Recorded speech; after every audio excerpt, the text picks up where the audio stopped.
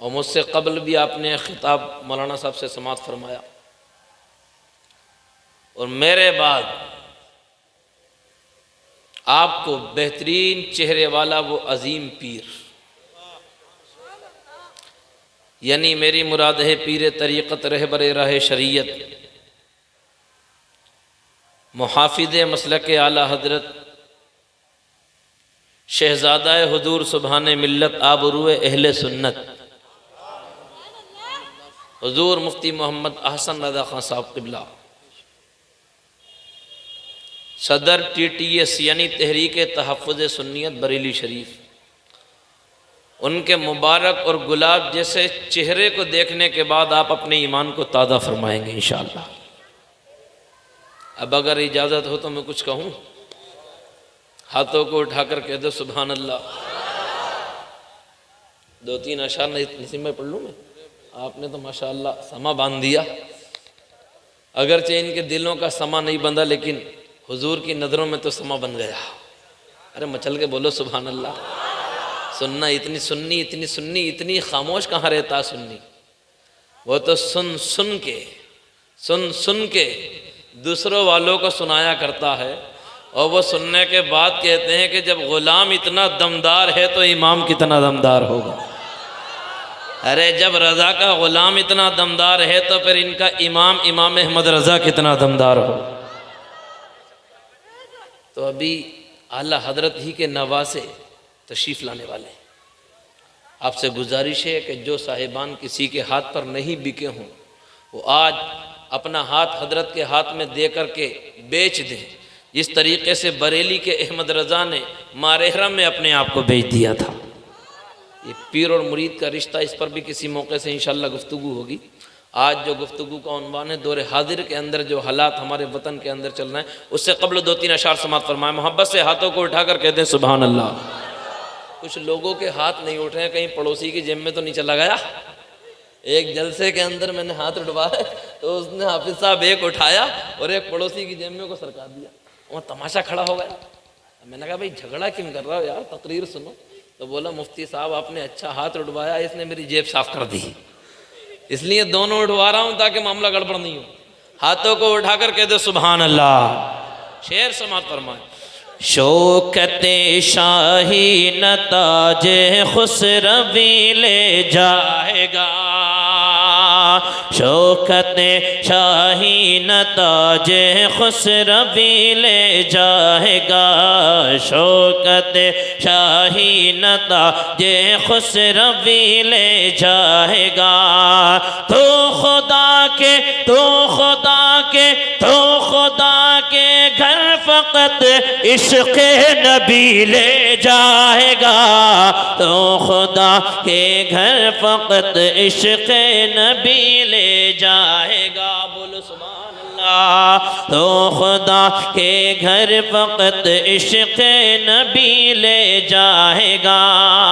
और थाम ले अहमद रज़ा का मसलके हक़, थाम ले थाम ले अहमद रज़ा का मसलके हक़, थाम ले अहमद रज़ा का मसलके हक़, थाम ले। बाग़ जन्नत बाग़ जन्नत बाग़ जन्नत में तुझे मसलक यही ले जाएगा, बाग़ जन्नत में तुझे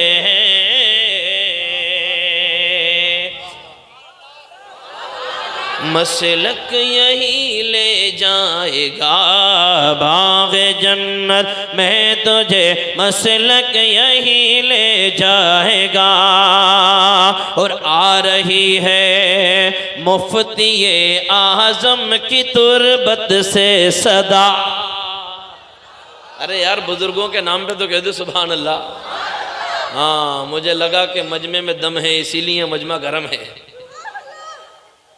कि आ रही है मुफ्ती आज़म की तुरबत से सदा, आ रही है मुफ्ती आज़म की तुरबत से सदा। अब तुम्हें मंजिल की जानिब, अब तुम्हें मंजिल की जानिब, अब तुम्हें मंजिल की जानिब अज़हरी ले जाएगा। अब तुम्हें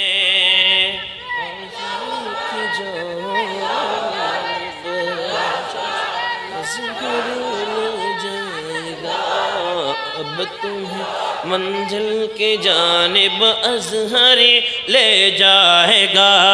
अब तुम्हें मंजिल की जानिब अज़हरी ले जाएगा।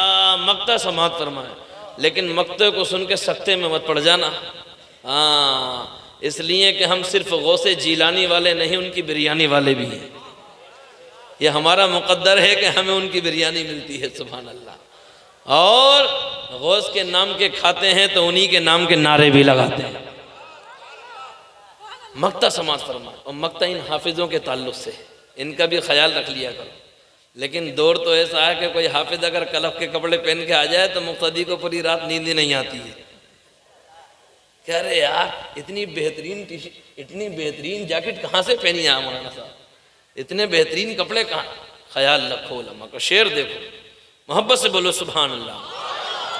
ले जाएगा अब तुम्हें मंजिल की जानिब अज़हरी ले जाएगा।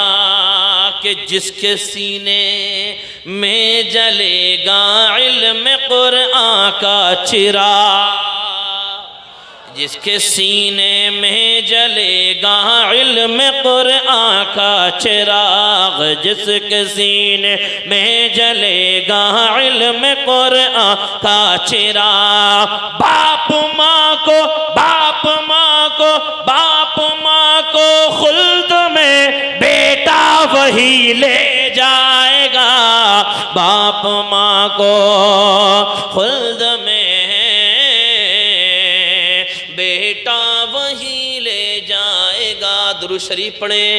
अल्लाहुम्मा सल्ली अला सय्यदिना व मौलाना मुहम्मद व अला आलि सय्यदिना व मौलाना मुहम्मद व बारिक व सल्लिम सल्लु अलैहि सलातु व सलामन अलैका या रसूलल्लाह। दरद से बोलो सुभान अल्लाह। हाँ, तुम सुभान अल्लाह बोलोगे तो तकरीरों की 11 बज गए, और ठंड में सुन्नी भी ठंडा हो गया है। इसलिए कि ये वक्त तकरीर कराने का बहुत मुश्किल है, क्योंकि मैं देख रहा हूँ कि मुझे पसीना आ गया, मगर तुम्हारी सुभान अल्लाह भी ना निकली। और दौर से कह दो सुभान अल्लाह। ऐ मेरे प्यारे इस्लामी भाइयों, आज का माहौल आप नहीं देख रहे, माहौल कितना ख़राब चल रहा है, हालात कितने ख़राब चल रहे हैं, एनवायरनमेंट कितना ख़राब चल रहा है, पुरआशोब माहौल चल रहा है हमारे वतन का। ऐ मेरे प्यारे इस्लामी भाइयों, ऐसा माहौल चल रहा है कि अभी अभी आपने देखा होगा एक बदबख्त ने कुरान अजीम के ख़िलाफ़ बकवास की थी। उसने कुरान अजीम की आयतों को मिटाने की बात कही थी। उसने कुरान अजीम को माअज़ल्लाह झूठा बताया था, माअज़ल्लाह, सदबार माअज़ल्लाह। मगर मैं आपको बताना चाहता हूँ, ऐ मेरे प्यारे इस्लामी भाइयों, ऐ मेरी मिल्लत के मुसलमानों और राजा के मंझोले में जिंदगी गुजारने वालों, कुरान सच्चा था, सच्चा है और सच्चा ही रहेगा।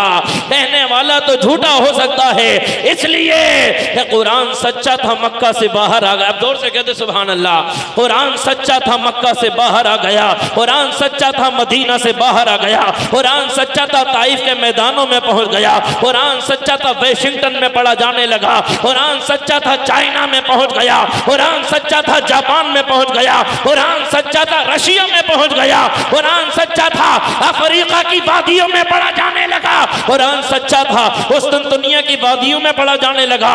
कुरान सच्चा था, पूरी दुनिया में पढ़ा जाने लगा।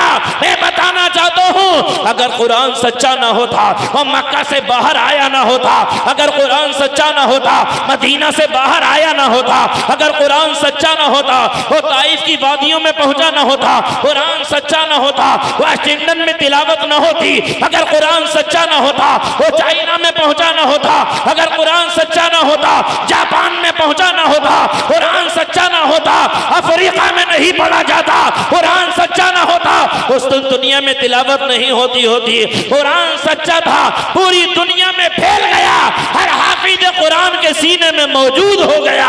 हर तरफ से आंधियां चली, तूफान आए, मगर आंधियों को अपना रुख बदलना पड़ा और तूफानों को अपने रास्ते बदलना पड़े। और कुरान जैसा था वैसे ही आज हाफिजों के सीनों में भी मौजूद है। और तुमने देखा कि जिसने कुरान को बदलने की कोशिश की उसने अपना ईमान बदल दिया। जिसने कुरान को बदलना चाहा वो खुद बदल गया। वह तो बदला है, वो बदलेगा, उसकी नस्लें बदलेगी, इसलिए कि वो अपने असल बाप का था ही नहीं। अरे यार जोर से बोलो।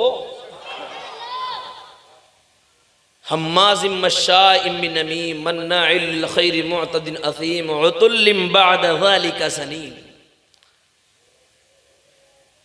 उसी की औलाद वो था, इसलिए कुरान पे उंगली उठाई। लेकिन अदीदान मिल्लत इस्लामिया, कुरान के बारे में मैं तुम्हें क्या बताऊं, तुमने उलमा से सुना होगा, जल्दी बोलो सुभान अल्लाह तो को सुना दूं। ऐ मेरे प्यारे भाइयों, कुरान अजीम के बारे में मेरे नबी ने इरशाद फरमाया, ऐ मेरी मिल्लत के मुसलमानों, हम कुरान अजीम इन उलमा से सुना करो। तो सहाबा इकराम ने अर्ज किया, या रसूल अल्लाह अलैहिस्सलातु वस्सलाम, यानी जब मेरे नबी ने सहाबा इकराम के सामने इरशाद फरमाया तो सहाबा ने अर्ज किया, या रसूल अल्लाह अलैहिस्सलातु वस्सलाम, हम कुरान को सुनेंगे और कुरान को सुनने से क्या सवाब मिलेगा। पहले तो मेरे नबी ने इरशाद फरमाया, ऐ मेरे जानिसार सहाबा, कुरान को पढ़ा करो, कुरान की तिलावत किया करो। तो सहाबा इकराम ने अर्ज किया, या रसूल अल्लाह अलैहिस्सलातु वस्सलाम, अब हम कुरान को पढ़ेंगे तो उसका बेनिफिट क्या होगा, फायदा क्या होगा।